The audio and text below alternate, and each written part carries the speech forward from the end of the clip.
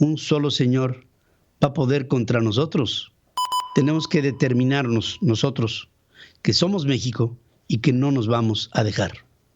Te pido que pienses, porque la caída de López Obrador está empezando a darse ya. Un solo Señor no puede contra nosotros.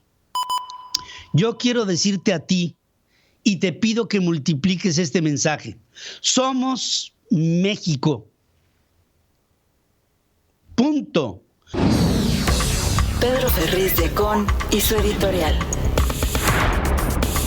En Central FM. Equilibrio. Quiero basar esta reflexión en la gráfica que les acabo de poner, y yo le pediría a mi equipo que me la vuelvan a poner otra vez, por favor. Es una gráfica que refleja muchos de los problemas que estamos enfrentando los mexicanos el día de hoy. En esta gráfica se ve cómo está fluctuando la inversión extranjera y en qué momentos la inversión extranjera se ha venido cayendo. Por ejemplo, vean ustedes, un pico pronunciado en sentido negativo se da en el 2008, cuando la economía se colapsa. La economía vuelve a repuntar y para el 2012 empieza a tener un primer pico importante, varios picos en el 12, en el 14, para llegar a tener una expresión muy importante justo cuando se da el principio del final de lo que fue el sexenio del presidente Enrique Peña Nieto. Ahí la inversión extranjera directa estaba a todo lo que daba en el 2018. Y con ello vinieron algunas de las condiciones que para México fueron aprovechables.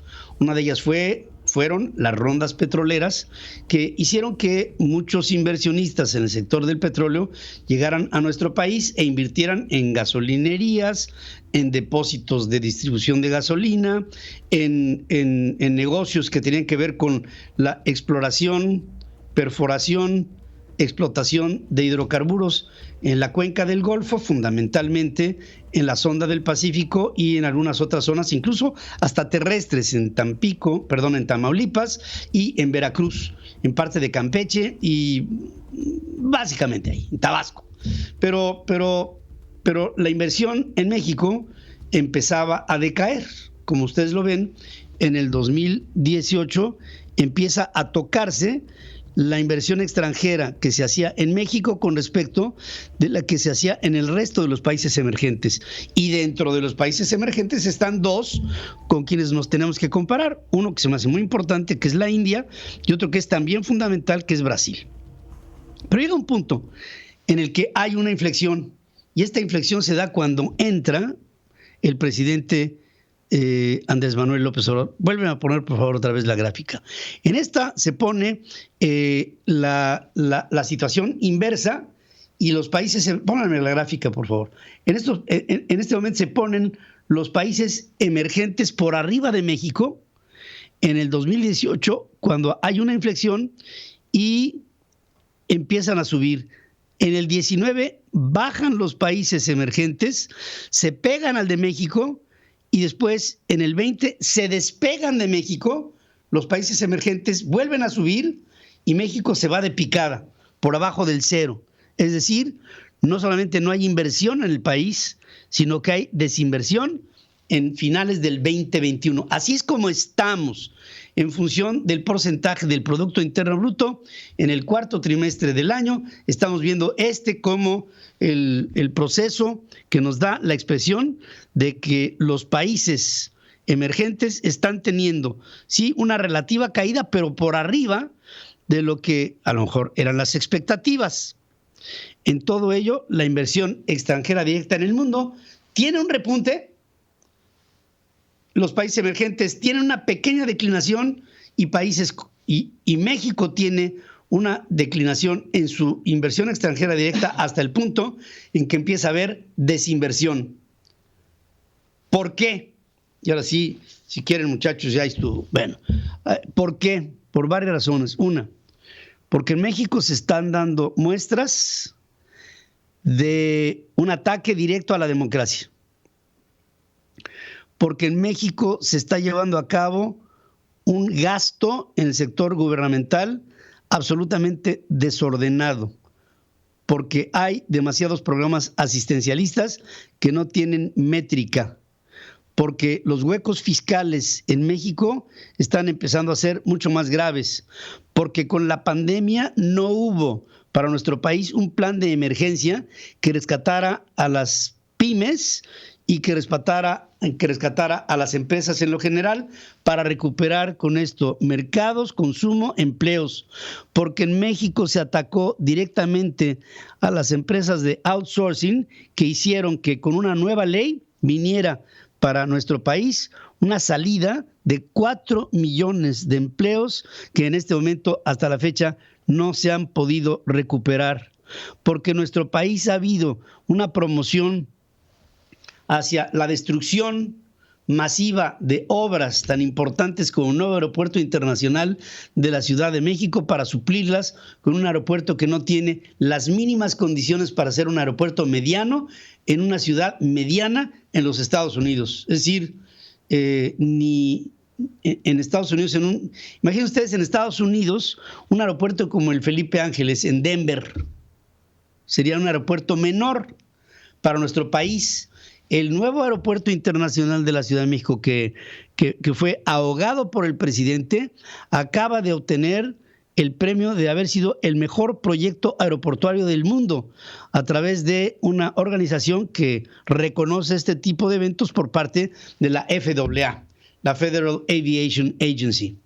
Ese aeropuerto premiado es sepultado y ahogado por la administración del presidente López Obrador, entre otras cosas. Y políticas como la política eléctrica y la política energética en su promoción sobre la ley de la industria eléctrica y la ley nacional de energéticos, estas dos leyes están viniéndole a dar al traste a una economía que no da la satisfacción que pudiera ser única, necesaria y suficiente para que los capitales extranjeros pudieran tener confianza en nuestro país. Pero el presidente dice que ha dado facilidades a la industria, al sector privado, y se burla el día de ayer del sector privado nacional y extranjero. Y ha hecho que haya como última razón, una masiva fuga de capitales de familias mexicanas que han logrado formar un patrimonio en México y que hoy están fincando sus bases y sus reales en otros mercados ante la imposibilidad de seguir haciendo crecer a nuestro país. Con todo esto, vuélvanme a poner la gráfica, por favor. Estamos viendo que en este inicio del 2022, nuestro país está por debajo del cero. Es la línea azul celeste, esta que está por debajo del cero. Cuando el conflicto entre China y los Estados Unidos marcaría forzosamente para nuestro país una oportunidad, nosotros la estamos echando a perder. Gracias, muchachos. Y por lo mismo, te pregunto a ti, que un señor